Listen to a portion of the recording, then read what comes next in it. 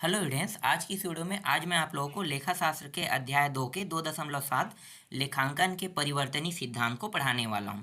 तो लेखांकन के परिवर्तनीय सिद्धांत क्या होता है? तो लेखांकन के परिवर्तनीय सिद्धांत होता है वास्तव में लेखांकन सिद्धांत के अपवाद ही परिवर्तनीय या संशोधन सिद्धांत कहे जाते हैं। देखो यहाँ पे ये बहुत सारा टॉपिक लिखा हुआ है ना, यहाँ पे देख सकते हो ये पूरा लिखा है, लेकिन ये कोई भी टॉपिक इंपॉर्टेंट नहीं, ये फालतू है। सिर्फ छोटा सा जो टॉपिक है जो मैंने अभी पढ़ के बताया, सिर्फ वही बस इंपॉर्टेंट है। यहाँ से लेके यहाँ तक के पूरा क्या है, इंपॉर्टेंट है। तो क्या कहा जाएगा? लेखांकन के परिवर्तनीय सिद्धांत के बारे में पूछेगा तो आपको क्या कहना है? वास्तव में लेखांकन सिद्धांत के अपवाद ही परिवर्तनीय या संशोधन सिद्धांत कहे जाते हैं। इसके कुछ बिंदु पॉइंट है। जैसे पहला बिंदु पॉइंट है सारता है। सारता क्या होता है पढ़ के देख लेते हैं, और मैं जो जानता हूँ उसको मैं आपको सरल और एकदम सरल शब्दों में भी बता दूंगा, है ना। तो पहले ये कहना क्या चाह रहे हैं इसको देख लेते हैं। तो सारता का मतलब होता है कि इस संशोधन के अनुसार लेखांकन में उन्हीं तथ्यों को शामिल किया जाना चाहिए जो वित्तीय परिणामों को प्रभावित करता है। वित्तीय मतलब पैसा, पैसा से संबंधित जितने भी परिणाम है उसको प्रभावित करता है। हो सकता है वो लेन देन हो, है ना, घाटा लाभ, मतलब लाभ और हानि दोनों भी हो सकता है। अन्य सूचनाएं जो महत्वहीन है उन्हें छोड़ दिया जाता है, ठीक है, जिसका ज़रूरत नहीं है। जैसे कि पैसा नहीं है और पैसे की जगह वहाँ पे मटेरियल का जिक्र आता है। मटेरियल क्या होता है? जैसे कि कार भी आपका मटेरियल हो गया ना। मटेरियल चीज़ों में वो उसमें बनने वाले लोहे हैं, ये सब क्या है, मटेरियल है। तो वो महत्वहीन समझा जाएगा उन्हें, तो उन्हें क्या कर दिया जाना चाहिए? छोड़ दिया जाना चाहिए, कह रहे हैं। फिर अमेरिकन अकाउंटिंग एसोसिएशन ने क्या कहा है? इसके अनुसार सारता शब्द का तात्पर्य है कोई भी मद, सारता पूर्व मद उसी समय होता है या होती है जब यह समझा जाता है कि इसका ज्ञान विनियोगकर्ताओं के निर्णय को प्रभावित करता है ना। जो वहाँ पर निर्णय ले रहे हैं उनके निर्णय को अगर ये प्रभावित करता है तब क्या कहलाएगा? तब ये कहलाएगा सारता कहलाएगा, कह रहे हैं। अब एक चीज़ और मैं आपको बता देता हूँ, सारता का ओरिजिनल अर्थ क्या होता है। देखो, सारता का मतलब होता है कि अगर आपको लाभ हो रहा है और साथ में हानि हो रहा है तो लाभ में आपको ध्यान नहीं देना है, हानि में ध्यान देना है। और हानि किस वजह से हो रहा है और क्यों हो रहा है ये आपको जानना है, यही सारता का मूल अर्थ है। ठीक है, यहाँ पे जो लिखा है ये भी है, लेकिन जो मैं बता रहा हूँ दूसरे शब्दों में, ये सिंपल और सरल शब्दों में है। ठीक है, आगे क्या कह रहा है? आगे पढ़ना चाहो तो आप पढ़ सकते हो, बाकी चीज़ एकदम फालतू फालतू दिया हुआ है। फिर भी हम लोग देख लेते हैं कहना क्या चाह रहा है। अगला जो पॉइंट है यहाँ से देखना है ना, तथ्यों या सूचनाओं की महत्ता का निर्धारण परिस्थिति विशेष पर निर्भर करता है। कभी कोई सूचना किसी विशेष परिस्थिति में महत्वपूर्ण होती है तो कभी वही सूचना अन्य परिस्थितियों में महत्वहीन होती है। इसी तरह अलग अलग व्यवसायों में कोई एक सूचना महत्वपूर्ण होती है और वही दूसरे व्यवसाय में महत्वहीन हो सकती है। जैसे एक छोटे वर्कशॉप में छोटे छोटे औजारों का मूल्य महत्वपूर्ण हो सकता है, किंतु बड़ी फैक्ट्री में इन्हीं औजारों का मूल्य महत्वहीन हो सकता है। एकदम सिंपल और सरल शब्दों में ये भी बता रहे हैं ना, यहाँ भी तथ्य समझ में आ रहा है। फिर अन्य अतः तथ्यों व सूचनाओं की महत्ता का निर्धारण करते समय व्यवसाय का स्वभाव, आकार, उसका आकार आदि बातों का ध्यान में रखा जाना आवश्यक है। यदि लेखापाल सारपूर्ण एवं सारहीन तथ्यों या सूचनाओं में अंतर कर पाने में असफल रहता है तो वित्तीय विवरणों पर अचानक भार पड़ सकता है, अतः सावधानी आवश्यक होती है। सारता का यह परिवर्तित सिद्धांत वास्तव में पूर्ण प्रकटीकरण सिद्धांत का ही अपवाद है। तो यह है सारता, है ना। अब देख लेते हैं संगतता। तो संगतता क्या होता है?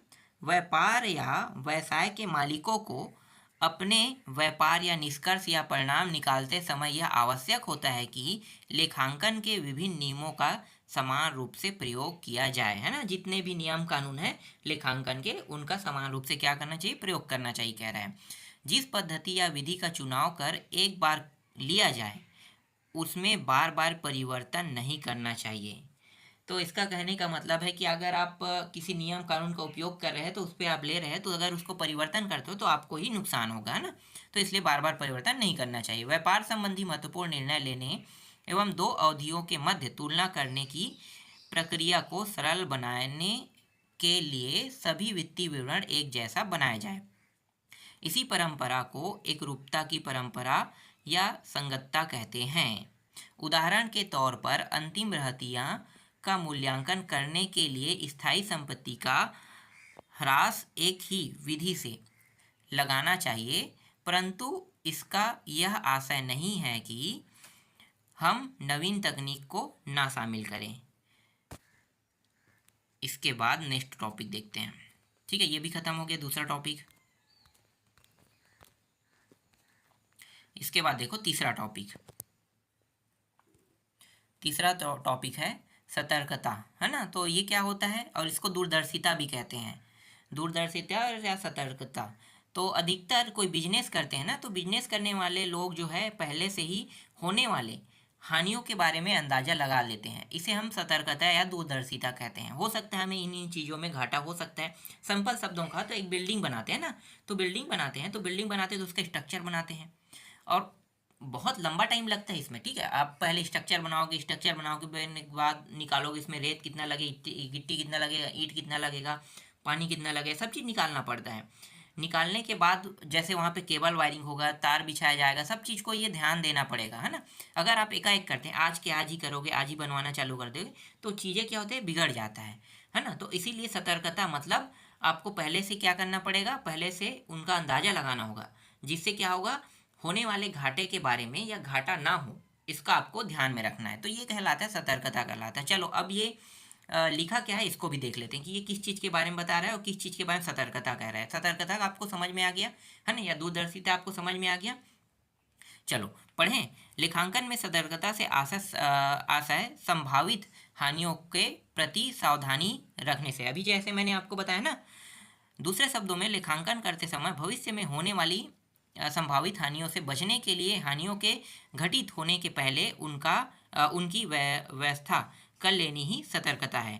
यह सिद्धांत स्पष्ट करता है कि लेखांकन में भविष्य में होने वाली संभावित हानियों के लिए व्यवस्था अवश्य ही करनी चाहिए तथा संभावित हानियों की आशा नहीं करनी चाहिए। भविष्य में होने वाली संभावित हानियों की राशि का सही अनुमान लगाना संभव नहीं है, किंतु फिर भी ज्ञात दायित्वों एवं हानियों का पूर्वानुमान कर उसके लिए प्रावधान कर लेना आवश्यक है। प्रावधान करते समय जब किसी लेन देन का लेखांकन करने की एक से अधिक विधियां हो, तो जिस विधि का लाभों व पूंजी पर सबसे कम अनुकूल प्रभाव पड़ता हो उसे अपनाया जाता है। देखो कितना स्पष्ट कर दिया है ना, जिसमें सबसे कम मतलब हानि होने के प्रभाव होगा उसी को क्या करना है, अपनाना है। एकदम सरल सिंपल शब्दों जैसे मैंने बताया वही चीज़ यहाँ भी बता रहा है। हालांकि इसे पढ़ने की जरूरत नहीं था, फिर भी मैं आपको पढ़ के बता रहा हूँ। इसके बाद है अन्य स्कंध का मूल्यांकन लागत मूल्य व बाजार मूल्य जो कम हो उस मूल्य पर किया जाता है।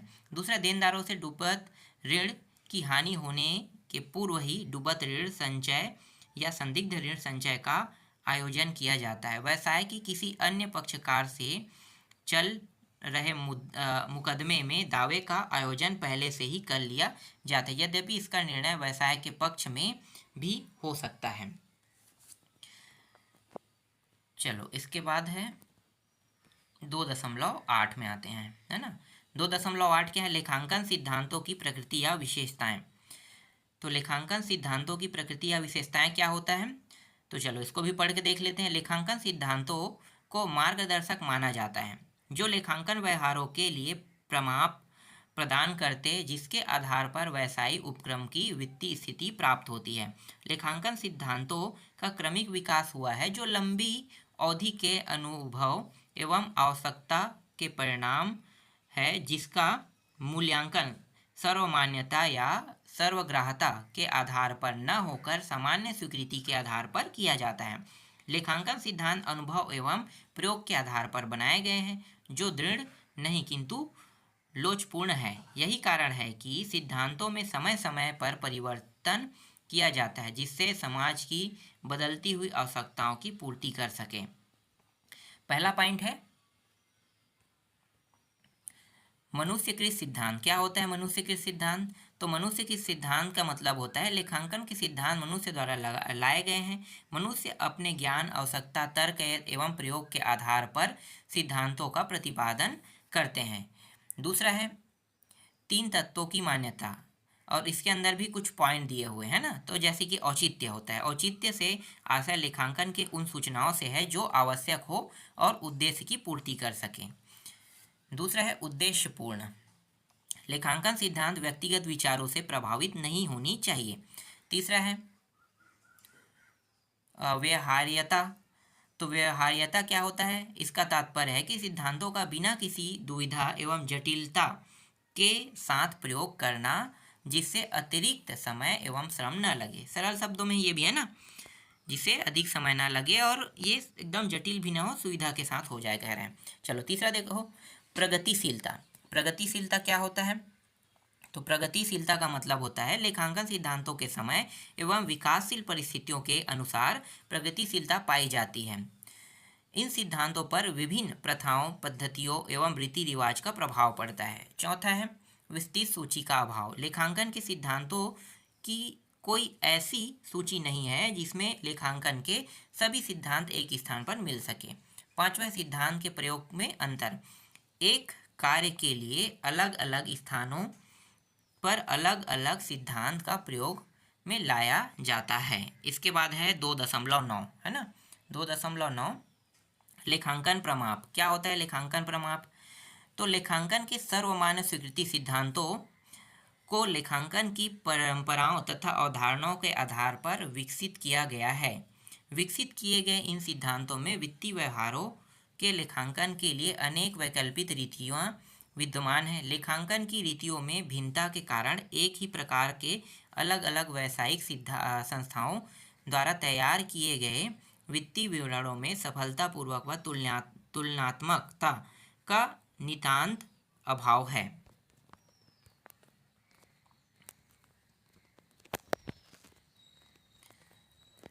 अतः विभिन्न प्रकार की लेखांकन रीतियों में एकरूपता लाने के लिए इन्हें प्रमाणित करने की आवश्यकता है, जिससे कि लेखांकन सूचनाएं व्यवसाय में हित रखने वाले पक्षकारों के लिए उपयोगी सिद्ध हो सके। लेखांकन नीतियों में समरूपता लाने के लिए 29 जून 1973 को अंतर्राष्ट्रीय लेखांकन प्रमाप समिति की स्थापना की गई, है ना। इसे याद रखना है ना, ये बहुत महत्वपूर्ण टॉपिक है, महत्वपूर्ण बिंदु पॉइंट है, एग्जाम में ऐसे ही प्रश्न आते हैं। भारत में इसकी आवश्यकता का ध्यान 21 अप्रैल और 1977 को लेखांकन प्रमाप बोर्ड का गठन किया गया। बोर्ड ने 32 लेखांकन प्रमापों को निर्धारण किया है, जो इस प्रकार से, देखो कौन कौन से प्रमाप है ये देख सकते हो, 1 से लेकर 6 तक। ये टॉपिक आप पूरा देख सकते हो, ये पढ़ के बताने लायक नहीं है, है ना।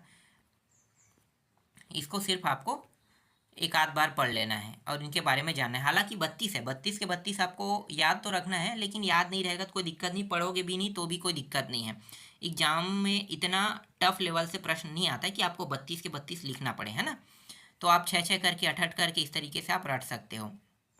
14, 15, 16, 20 और भी है क्या, टोटल तो 32 है। चलो देख सकते हो यहाँ पे पूरा 32 टॉपिक है। थोड़ा जूम कर देता हूँ,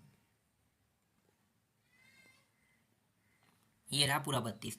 तो इस तरीके से 2.9 जो है वो पूरा कंप्लीट हो गया, है ना। इसके बाद अगले दशमलव पॉइंट को देखेंगे।